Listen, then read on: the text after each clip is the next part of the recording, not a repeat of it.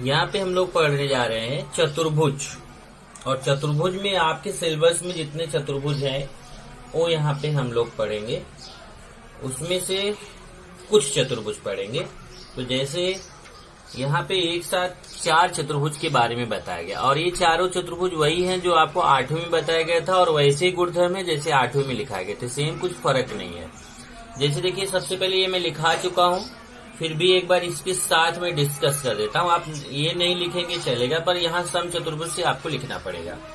तो समांतर चतुर्भुज क्या होता है? जिस चतुर्भुज की सम्मुख भुजाएं समांतर होती हैं उसे समांतर चतुर्भुज कहते हैं, ये आप जानते हैं। और समांतर चतुर्भुज के गुणधर्म में आपको लिखाया गया था कि इसकी सम्मुख भुजाएं सर्वांगसम होती हैं, इसके सम्मुख कोण सर्वांगसम होते हैं और विकर्ण परस्पर समद्विभाजित करते हैं।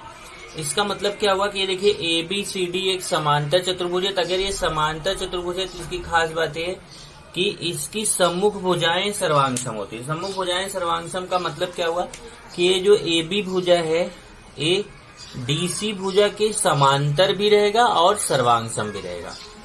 AB भुजा DC भुजा के सर्वांगसम भी और समांतर भी।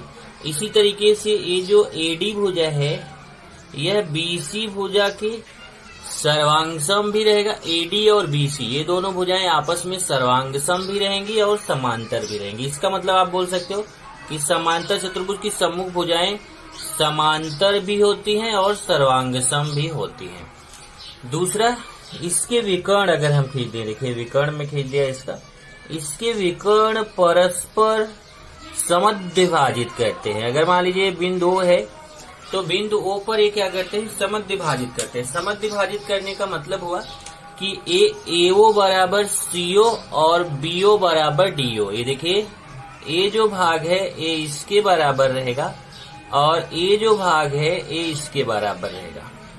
ये समांतर चतुर्भुज की खास बात है।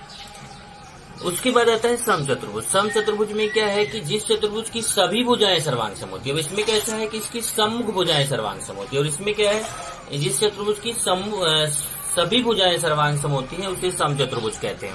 अब इसकी चारों भुजा समान रहेगी। ये जो आप देख रहे हैं एक PQRS एक सम चतुर्भुज है कि इसकी चारों भुजाएं समान। ये जो PQ भुजा, QR भुजा, SR भुजा, PS भुजा, ये चारों की चारों भुजाएं समान होंगी। और इसकी खास बात क्या होती है? एक तो इसकी चारों भुजाएं समान हो गई। दूसरा, समांतर, इसमें इसके गुणधर्म में आइए, इसमें समांतर चतुर्भुज के सभी गुणधर्म पाए जाते हैं। मतलब ये जो समांतर चतुर्भुज के गुणधर्म है, क्या क्या गुणधर्म है?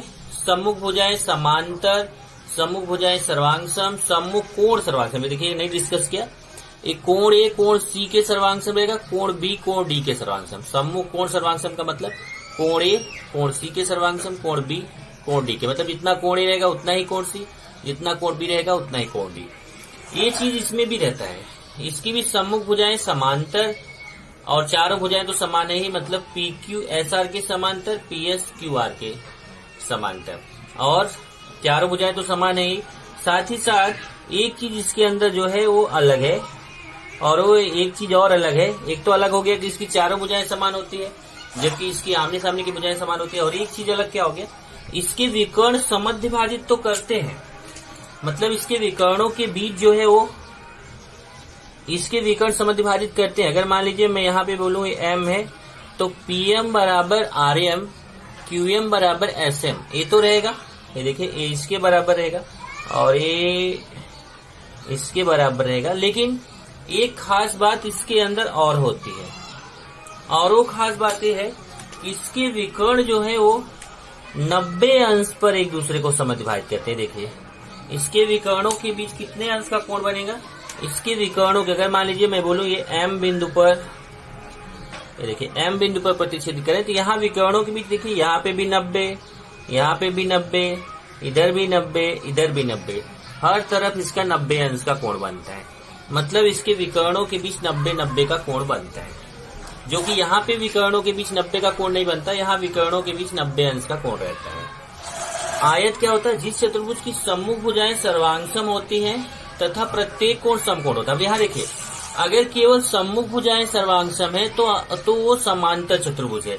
लेकिन अगर सम्मुख भुजाएं सर्वांगसम है और प्रत्येक कोण 90 अंश है, समकोण मतलब 90 अंश है, तो वो आयत है। जैसे देखिए यहाँ पे ये डी जो है वह जीएफ के सर्वांगसम रहेगा, डीजी जो है वो ईएफ के सर्वांगसम रहेगा। तो सम्मुख भुजाएं तो सर्वांगसम रहेंगी ही रहेंगी। ये देखिए ये सम्मुख भुजा इस सम्मुख भुजा के सर्वांगसम, ये सम्मुख भुजा इस सम्मुख भुजा के सर्वांगसम, और लेकिन इसका प्रत्येक कोण 90 अंश रहता है। और आयत की एक खास बात होती है कि इसमें समांतर चतुर्भुज के सभी गुणधर्म पाए जाते हैं। समांतर चतुर्भुज के सभी गुणधर्म का मतलब हुआ कि इसके भी विकर्ण जाकर के जो बिंदु पर प्रतिच्छेदित करते हैं तो विकर्ण आपस में एक दूसरे को समद्विभाजित करते हैं। मतलब ये जो भाग है ये इसके बराबर रहेगा और ये जो भाग है ये इसके बराबर रहेगा। लेकिन एक खास बात और होती है, इसके विकर्णों की लंबाई भी आपस में समान होती है आयत की। मतलब डीएफ जो है वह जी के सर्वांगसम होता है। पूरा डीएफ विकर्ण ये जी विकर्ण के सर्वांगसम, डीएफ और जी ये दोनों विकर्ण आपस में सर्वांगसम होते हैं। जबकि इसमें विकर्णों की लंबाई समान नहीं होती, बल्कि विकर्ण समद्विभाजित करते हैं, विकर्ण आधे आधे पे काटते हैं। इसके विकर्ण समद्विभाजित भी करते हैं और इसके विकर्ण सर्वांगसम भी होते हैं। और एक लास्ट है वर्ग। वर्ग कैसे है? जिस चतुर्भुज की सभी भुजाएं सर्वांगसम होती हैं तथा प्रत्येक कोण समकोण होता है उसे वर्ग कहते हैं। अब वर्ग में कैसा है कि इसकी सभी भुजाएं समान होती है। जैसे अगर आप बोलते हो कि जिस चतुर्भुज की चारों भुजाएं समान होती है तो वो सम चतुर्भुज बोला जाएगा। अगर केवल आप इतना बोलते हो कि चतुर्भुज की चारों भुजाएं समान है तो सम चतुर्भुज है। लेकिन आप बोलते हो कि चतुर्भुज की चारों भुजाएं भी समान है और उसका प्रत्येक कोण 90 अंश है, तब वह वर्ग बोला जाएगा। मतलब इसकी चारों भुजाएं तो समान है ही और इसका प्रत्येक कोण 90 अंश है, तो ये वर्ग है। और वर्ग की खास बात ये होती है कि ये जो वर्ग के विकर्ण रहते हैं ये इसमें सम चतुर्भुज के सभी गुणधर्म पाए जाते हैं। देखिए सम चतुर्भुज के सभी गुणधर्म पाए जाते हैं। आयत में समांतर चतुर्भुज के सभी गुणधर्म पाए जाते हैं और वर्ग में सम चतुर्भुज के सभी गुणधर्म पाए जाते हैं। तो इसका मतलब सम चतुर्भुज के जितने गुणधर्म हैं वो सब इसके अंदर है। तो ये जैसे यहाँ पे देखो 90 अंश बनेगा, ये देखिए यहाँ 90 बनता है, सम चतुर्भुज बनता है तो यहाँ पे बनेगा। बाकी ये समद्विभाजित करेंगे, ये सब तो इसके अंदर है ही। लेकिन एक खास बात इसके अंदर और है कि इसके भी विकर्ण सर्वांगसम होते हैं। मतलब WIZX के सर्वांगसम, इसके विकर्ण जैसे आयत के विकर्ण सर्वांगसम होते हैं, आयत के विकर्ण सर्वांगसम होते हैं, वैसे वर्ग के विकर्ण भी आपस में सर्वांगसम होते हैं।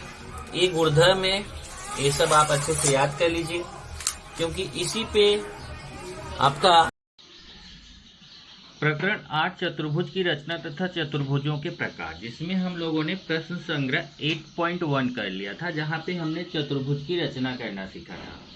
अब यहाँ पे हम पढ़ेंगे चतुर्भुज के प्रकार। तो चतुर्भुज के प्रकार में देखिए हमें समांतर चतुर्भुज क्या होता है पहले ये जानना है। तो जिस चतुर्भुज की सम्मुख भुजाएं समांतर होती हैं उन्हें समांतर चतुर्भुज कहते हैं। तो चतुर्भुज की सम्मुख भुजाएं समांतर है तो उन्हें क्या कहेंगे? समांतर चतुर्भुज। समांतर चतुर्भुज के गुणधर्म क्या कहें? पहला है कि समांतर चतुर्भुज की सम्मुख भुजाएं सर्वांगसम होती हैं। दूसरा है समांतर चतुर्भुज के सम्मुख कोण सर्वांगसम होते हैं। तीसरा है समांतर चतुर्भुज के विकर्ण समद्विभाजित करते हैं। ये आपको याद करना है, समांतर चतुर्भुज के गुणधर्म है। दूसरा है सम चतुर्भुज। जिस चतुर्भुज की चारों भुजाएं समान होती हैं उन्हें सम चतुर्भुज कहते हैं। और सम चतुर्भुज का गुणधर्म क्या है कि सम चतुर्भुज के सम्मुख कोण सर्वांगसम होते हैं। सम चतुर्भुज की सम्मुख भुजाएं समांतर होती हैं और सम चतुर्भुज के विकर्ण लंब समद्विभाजित करते हैं। तीसरा आयत है। आयत क्या होता है? जिस चतुर्भुज की सम्मुख भुजाएं सर्वांगसम भी हो और प्रत्येक कोण 90 अंश हो उसे आयत कहते हैं। आयत का गुणधर्म क्या होता है? आयत की सम्मुख भुजाएं समांतर होती हैं, आयत के विकर्ण सर्वांगसम होते हैं, आयत के विकर्ण समद्विभाजित करते हैं। चौथा वर्ग है। जिस चतुर्भुज की चारों भुजाएं समान होती हैं तथा प्रत्येक कोण 90 अंश होता है उसे वर्ग कहते हैं। वर्ग की क्या खास बात है कि वर्ग की सम्मुख भुजाएं समांतर होती हैं, वर्ग के विकर्ण सर्वांगसम होते हैं, वर्ग के विकर्ण लंब समद्विभाजित करते हैं। ये सारी चीजें अगर आप ध्यान से देखो तो ये आपका 4 टाइप का यहाँ पे आपको चतुर्भुज बताया गया है और वो चारों टाइप के जो चतुर्भुज हैं उनकी पहचान करना आपके लिए जरूरी है। तो मैं शॉर्ट में आपको यहाँ देखिए दिखाता हूँ। जैसे आपका सबसे पहले अगर मैं बात करूँ कि समांतर चतुर्भुज क्या होता है। तो समांतर चतुर्भुज जैसे बोला कि ये देखिए, अगर मैं यहाँ पे बोलूँ ये ABCD एक समांतर चतुर्भुज है, तो इसमें क्या खास बात है, इसकी सम्मुख भुजाएं समांतर होती हैं। जैसे AB DC के समांतर होगा, AD BC के समांतर होगा। उसके बाद इसके सम्मुख कोण सर्वांग सम होंगे। जैसे कोण A कोण C के सर्वांग सम होगा, कोण B कोण D के सर्वांग सम होगा। इसकी सम्मुख भुजाएं सर्वांग सम होती हैं, मतलब AB भुजा DC भुजा के सर्वांग सम होगा और AD भुजा जो है वो BC भुजा के सर्वांग सम होगा।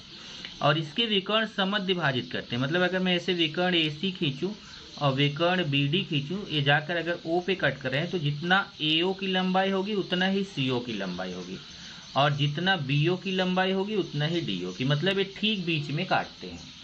इसी तरीके से आयत क्या होता है, आयत में एकदम जो समांतर चतुर्भुज है वही सेम चीज आयत में रहता है, केवल इसका कोण जो होता है वो 90 अंश होता है। यहाँ देखो इसमें 90 अंश नहीं होता, यहाँ पे इसमें 90 अंश होता है आयत में।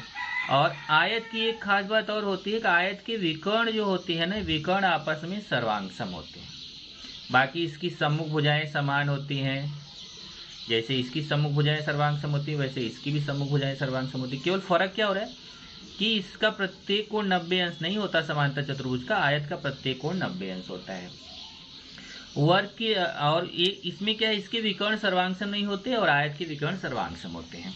अगर आप सम चतुर्भुज बोलोगे तो सम चतुर्भुज मतलब इसकी चारों भुजाएं समान होती हैं। देखिए 1 2 3 4 चारों भुजाएं समान होती है, उसको बोलते हैं सम चतुर्भुज। इसकी चारों भुजाएं समान होगी लेकिन इसका कोण 90 अंश नहीं रहेगा। और इसके विकर्ण लंब समद्विभाजित करते हैं। देखिए विकर्ण जब आप खींचते हैं ना तो ये आपस में समद्विभाजित करते हैं, मतलब दो समान भाग तो करते हैं लेकिन इनके बीच 90 अंश का कोण बनता है। विकर्णों के बीच 90 अंश का कोण बनता है, ध्यान रखना, विकर्णों के बीच 90 अंश का कोण बनता है, अर्थात इसके विकर्ण लंब समद्विभाजित करते हैं। और इसकी भी सम्मुख भुजाएं समांतर होती हैं। ओके, इसके भी सम्मुख कोण सर्वांग सम होते हैं, बराबर। उसके बाद फिर वर्ग की क्या खास बात है कि ये इसकी जैसे ये सम चतुर्भुज की चारों भुजाएं समान होती है वैसे वर्ग की भी चारों भुजाएं समान होती हैं, लेकिन इसके सम चतुर्भुज का प्रत्येक कोण 90 अंश नहीं होता, वर्ग का प्रत्येक कोण यहाँ पे देखिए 90 अंश होता है। और सम चतुर्भुज के विकर्ण सर्वांग सम नहीं होते, वर्ग के विकर्ण जो है वो सर्वांग सम होते हैं। ये सब कुछ खास बातें हैं। और वर्ग के विकर्ण भी लंब समद्विभाजित करते हैं, मतलब इसके विकर्णों के बीच भी 90 अंश का कोण बनता है, मतलब वर्ग का यहाँ भुजाओं के बीच भी 90 अंश कोण और विकर्णों के बीच भी 90 अंश का कोण बनता है। ये चीजें यहाँ पर आपको ये सब लिखा के दी गई हैं, इसको आपको याद करना है। इधर समांतर चतुर्भुज का, फिर सम चतुर्भुज, फिर आयत, फिर वर्ग। ओके, ये मैं आपको भेजूंगा, आपको याद करके समझ लेना है। उसके बाद तब प्रश्न नंबर 8.2 पे चलेंगे। प्रश्न नंबर 8.2 का पहला प्रश्न है, लेंथ AB 6 सेमी, मतलब AB की लंबाई 6 सेमी, BC की लंबाई 4.5 सेमी हो तो आयत ABCD की रचना कीजिए। अब यहाँ देखिए इसकी कच्ची आकृति बनाया है, कैसे बनाया गया है, कैसे, एक ABCD आयत ले लिया। अब आयत है तो इसका प्रत्येक कोण 90 अंश होगा, क्योंकि यहाँ पे क्या लिखा देखो, आयत का प्रत्येक कोण 90 अंश होता है। तो यहाँ पे अपने आप से, अब यहाँ क्वेश्चन में नहीं दिया लेकिन हमें आयत का गुणधर्म मालूम है, इसका प्रत्येक कोण 90 अंश होता है। अब इसमें देखिए AB दिया है 6 सेमी, AB लिख दिया 6 सेमी, BC 4.5 सेमी, BC लिख दिया 4.5 सेमी, और इस आयत की रचना करनी है। तो हम क्या करेंगे, देखो पहले BC खींचेंगे 4.5 सेमी, फिर B पे 14 से 90 अंश का कोण बनाएंगे, C से 14 से 90 अंश का कोण बनाएंगे, और उसके बाद फिर यहाँ से देखिए 6 सेमी काटेंगे। अब देखो हम जानते हैं आयत की सम्मुख भुजाएं समान होती हैं, तो जब AB 6 सेमी है तो DC भी कितना हो जाएगा 6 सेमी, और BC 4.5 सेमी है तो AD भी कितना हो जाएगा 4.5 सेमी, क्योंकि आयत की सम्मुख भुजाएं सर्वांग सम होती हैं। तो जब AB जितना रहेगा उतना ही DC रहेगा, जितना BC रहेगा उतना ही AD रहेगा। तो चलिए बनाते हैं इसको हम। यहाँ पे सबसे पहले हम क्या खींचेंगे, BC खींचेंगे, कितने सेमी, यहाँ से देख लीजिए 4.5 सेमी। BC वहाँ कितना दिया है नीचे 4.5 सेमी, तो पहले मैं यहाँ से BC खींच देता हूँ 4.5 सेमी। यहाँ पे लिख दिया BC, फिर मैं चांदा लूंगा और बी पर भी 90 अंश का कोण बनाऊंगा और सी पर भी 90 अंश का। तो पहले मैं चांदा लिया, यहाँ बी पे रखूंगा, बी पे 90 अंश का कोण, 90 अंश का कोण बनाते हुए यहाँ से रेखा खींच दूंगा, आगे तक इसको बढ़ा दूंगा। और फिर सी पर भी 90 अंश का कोण, यहाँ देखिए सी पर भी चांदा रखूंगा और सी पर भी रखकर 90 अंश का कोण बनाऊंगा। यहाँ से भी 90 अंश का कोण बनाती हुई ऐसे रेखा खींच दूंगा। उसके बाद तब मुझे दिया है, देखो कितना सेमी दिया है, 6 सेमी दिया है। देखिए ए बी कितना है, 6 सेमी, सी डी भी कितना है, 6 सेमी। तो हमें 6 सेमी का चाप कट करना है। तो मैं स्केल पर राउंडर से ऐसे 6 सेमी नापूंगा, आपको पहले बताया था ऐसे। देखिए स्केल पे रख के 6 सेमी नाप लूँगा मैं। 6 सेमी का नाप लेके यहाँ बी पे रखूँगा और बी से 6 सेमी का चाप कट करूँगा।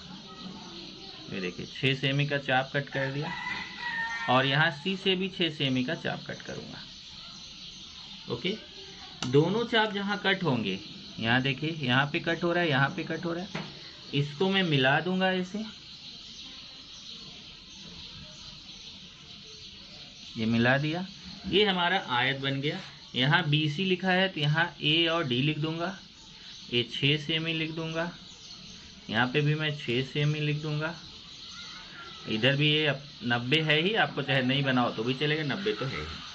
और ये 4.5 सेमी है तो इसके सामने ये भी कितना रहेगा, 4.5 सेमी।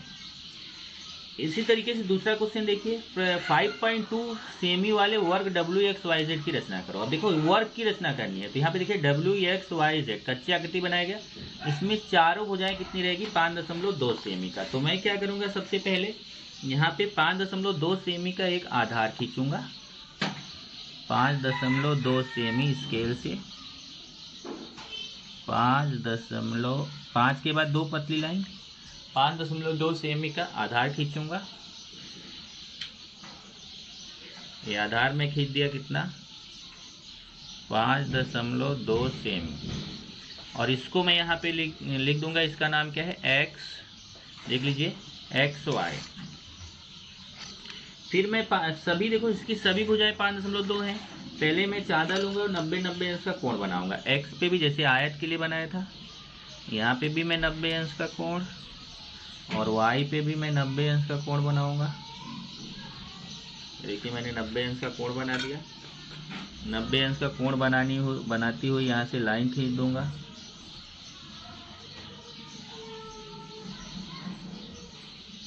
और फिर स्केल से मैं नाप लूंगा 5.2 सेमी। स्केल से मैं नापूंगा कितना, 5.2 सेमी। और x पे रख के भी 5.2 सेमी का चाप कट करूंगा और y पे भी रख के 5.2 सेमी का चाप कट करूंगा। जहाँ जाके कट होंगे उसको मैं ऐसे मिला दूंगा और इस तरीके से हमारा ये वर्ग बन जाएगा। देखिए ए भी 5.2 सेमी है, ए भी 5.2, क्योंकि वर्ग की चारों भुजाएं क्या होती हैं, समान होती हैं। ए भी 5.2 सेमी है।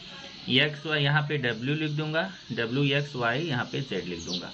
ये 90 अंश का निशान बनाऊंगा, यहाँ पे भी 90 अंश, यहाँ पे भी 90 अंश, यहाँ पे भी 90 अंश। ये हमारा वर्ग बन गया। उसके बाद अगला तीसरा क्वेश्चन है कि भुजा 4 सेमी M कोण के 75 अंशों ऐसे समचतुर्भुज KLMN की रचना करो। अब समचतुर्भुज की रचना करनी है तो समचतुर्भुज की भी चारों भुजाएं समान होती है। तो यहाँ पे देखिए आपका एक KLMN समचतुर्भुज कच्ची आकृति है, इसकी चारों भुजाएं 4 सेमी, क्योंकि समचतुर्भुज की चार, ये दिया एक ही भुजा है लेकिन समचतुर्भुज की चारों भुजाएं समान होती है। और एक कोण यहाँ K दिया है 75 अंश। तो सबसे पहले मैं खींचूंगा KL कितने सेमी का, 4 सेमी का। यहाँ से मैंने 4 सेमी खींच दिया KL। और फिर K पे बनाऊंगा 75 अंश का कोण, यहाँ K पे रखूंगा मैं और यहाँ से 75 अंश देखिए 0, 10, 20 ऐसे करके 70 के बाद 70, 80 के बीच में 75 आएगा। चांदा रख के मैंने 75 अंश का कोण बनाती हुई एक यहाँ से किरण खींच दिया।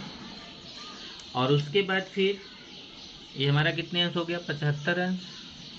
अब मैं यहाँ से स्केल पे देखिए 4 सेमी लंबाई है, तो ये 4 सेमी है, तो मैं 4 सेमी नापूंगा। यहाँ से स्केल पे 4 सेमी की त्रिज्या लूंगा और 4 सेमी की त्रिज्या लेके यहाँ के पे रख के 4 सेमी का चाप कट करूंगा। ये 4 सेमी का जो चाप कट किया है, जहाँ जाके कट होगा वो बिंदु एन हो जाएगा। और फिर मैं एल पे रखूंगा। ये देखिए सब 4 सेमी, ये भी 4 है, ये भी 4 है, तो मैं एल से भी 4 सेमी का चाप कट करूंगा और यहाँ एन पे भी रख के मैं 4 सेमी का चाप कट करूंगा। दोनों जाकर के यहाँ बिंदु एम पर कट करते हैं। यहाँ से मैं एल एम को भी मिला दूंगा और यहाँ से मैं एम एन को भी मिला दूंगा। इस तरीके से हमारा ये समचतुर्भुज बन गया के एल एम एन, जिसका कोण के 75 अंश, कोण के 75 अंश हो गया और इसकी सभी भुजाएं 4 सेमी। तो सबके सामने यहाँ पे मैं लिख दूंगा 4 सेमी, क्योंकि समचतुर्भुज की चारों भुजाएं क्या होती हैं, समान होती हैं। ये 3 क्वेश्चन रचना वाले थे। उसके बाद आगे बढ़ेंगे हम। आगे आपका देखिए प्रश्न नंबर 4। प्रश्न नंबर 4 है, किसी आयत का विकर्ण 26 सेमी हो। अब देखिए एक आयत है, उसका विकर्ण 26 सेमी है, एक भुजा 24 सेमी है, तो उस आयत की दूसरी भुजा ज्ञात करो। अब देखिए सबसे पहले तो उसने क्या बोला, आयत है। अब हम हल पे आते हैं, प्रश्न को हल करेंगे। तो इसने क्या बोला, एक आयत है, तो हमने एक आयत ले लिया, उसको कुछ भी नाम दे दिया। जैसे हमने यहाँ पे ABCD नाम दे दिया कि एक आयत ABCD है, जिसका विकर्ण दिया है 26 सेमी। हमने विकर्ण AC खींच दिया 26 सेमी। आप चाहे तो BD खींचो, दोनों में से कोई एक खींच दो, चाहे AC चाहे BD। मैंने AC विकर्ण खींचा, उसके सामने लिख दिया 26 सेमी, क्योंकि आयत का विकर्ण कितना दिया है, 26 सेमी। और एक भुजा 24 सेमी है। एक भुजा कोई भी, चाहे AB चाहे BC, कोई एक भुजा ले लो 24 सेमी। हमने मान लो BC भुजा ले लिया 24 सेमी, तो हमें दूसरी भुजा निकालना, मतलब हमें AB निकालना है। तो यहाँ से देखिए वही लिखा, माना चतुर्भुज ABCD यह आयत है, जिसमें BC 24 सेमी है और विकर्ण AC 26 सेमी है, और दूसरी भुजा AB हमें क्वेश्चन मार्क मतलब निकालना है। अब आप जानते हो कि आयत का प्रत्येक कोण 90 अंश होता है, इसलिए यहाँ B पे कितने अंश का कोण बनेगा, 90 अंश, क्योंकि ADC चारों कोण 90-90 के होते हैं, तो यहाँ B पे 90 अंश का कोण बनेगा। और जब 90 अंश का कोण बनेगा तो हम यहाँ पे देखिए एक समकोण त्रिभुज बन रहा है ABC, बन रहा है समकोण त्रिभुज ABC।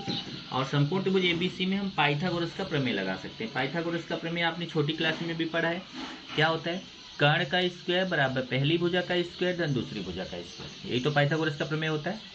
कर्ण का स्क्वायर बराबर पहली भुजा का स्क्वायर धन दूसरी भुजा का स्क्वायर। अब कर्ण कौन है, देखो 90 अंश के सामने AC कर्ण है, तो AC स्क्वायर बराबर पहली भुजा AB का स्क्वायर प्लस दूसरी भुजा BC का स्क्वायर। चेक करो, कर्ण मतलब जो सबसे बड़ी भुजा है, विकर्ण जो है, AC का स्क्वायर बराबर पहली भुजा AB का स्क्वायर प्लस दूसरी भुजा BC का स्क्वायर। आप चाहे तो पहले BC स्क्वायर लिख दो फिर AB स्क्वायर, उससे कोई फर्क नहीं है। अब मान रखिए, देखिए AC का मान 26 है, तो मैं AC की जगह 26 लिख के उसके ऊपर स्क्वायर लगा हुआ है बराबर AB का मान हमें निकालना है, तो उसको वैसे ही लिख देंगे BC का मान 24 है, तो BC की जगह 24 उसके ऊपर स्क्वायर। अब यहाँ देखिए 26 का स्क्वायर करेंगे, मतलब 26 गुणे 26 करेंगे, 26 गुणे 26 करोगे तो 676 आएगा। AB स्क्वायर वैसे ही लिखेंगे, और 24 का स्क्वायर मतलब 24 गुणे 24, 24 गुणे 24 लिखेंगे तो 576 आएगा। अब ये देखो प्लस 576 को जब मैं इस तरफ लेके आऊँगा तो यहाँ पहले से ही 676 है, प्लस 576 इधर आके माइनस हो जाएगा, माइनस 576। तो घटाएंगे तो 676 में 576 माइनस करके देखो तो 100 आएगा, तो AB स्क्वायर का मान 100 आ जाएगा। अब इधर से हमें स्क्वायर हटाना है। कभी भी अगर स्क्वायर हटाना हो तो वर्गमूल लिया जाता है। ध्यान रखो, किसी का अगर स्क्वायर हटाना है तो हम क्या लिखते हैं, वर्गमूल लेने पर। तो देखिए यहाँ से स्क्वायर हटा दिया, वर्गमूल, तो जिसके ऊपर स्क्वायर नहीं है वो करनी में चला जाएगा। ध्यान रखो, जब भी आप वर्गमूल लोगे तो जिसके ऊपर स्क्वायर रहेगा उसका स्क्वायर हट जाएगा, जिसके ऊपर स्क्वायर नहीं रहेगा वो करनी में चला जाएगा। और 100 का वर्गमूल कितना होता है, 10 सेमी। तो AB का मान कितना आ गया, 10 सेमी। तो आयत की दूसरी भुजा कितनी सेमी पता चल गई, 10 सेमी। तो यहाँ उत्तर लिख देंगे, आयत की दूसरी भुजा 10 सेमी है। 5वां क्वेश्चन देखेंगे, समचतुर्भुज ABCD के विकर्णों की लंबाइयाँ 16 सेमी तथा 12 सेमी हो तो उस समचतुर्भुज की भुजा तथा परिमिति ज्ञात करो। अब यहाँ देखो, उसमें क्या था, आयत था, इसमें क्या है, समचतुर्भुज है। समचतुर्भुज में आप जानते हैं उसकी चारों भुजाएं समान होती हैं। तो माना चतुर्भुज ABCD, देखिए ABCD क्या है, सम चतुर्भुज। ऐसा मान लिया, यहाँ पे भी कुछ नहीं, यहाँ पे तो दिया है, मानना नहीं है। ABCD सम चतुर्भुज है, ABCD सम चतुर्भुज हो गया। जिसके विकर्ण दिए गए हैं, देखिए एक विकर्ण AC है, दूसरा BD है, वो जाकर के माना बिंदु O पर प्रतिच्छेदित करते हैं। माना विकर्ण AC तथा BD बिंदु O पर प्रतिच्छेदित करते हैं।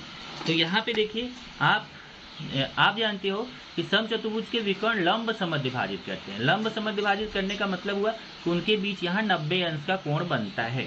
तो समचतुर्भुज के विकर्ण लंब समद्विभाजित विभाजित करते हैं, इसका मतलब ध्यान दो कि समचतुर्भुज के विकर्ण लंब समद्विभाजित विभाजित करते हैं, मतलब ये चारों कोण 90-90 के होते हैं। पर हम केवल इस त्रिभुज में पाइथागोरस का प्रमेय लगाएंगे, इसलिए यहाँ कोण 90 अंश हो जाएगा।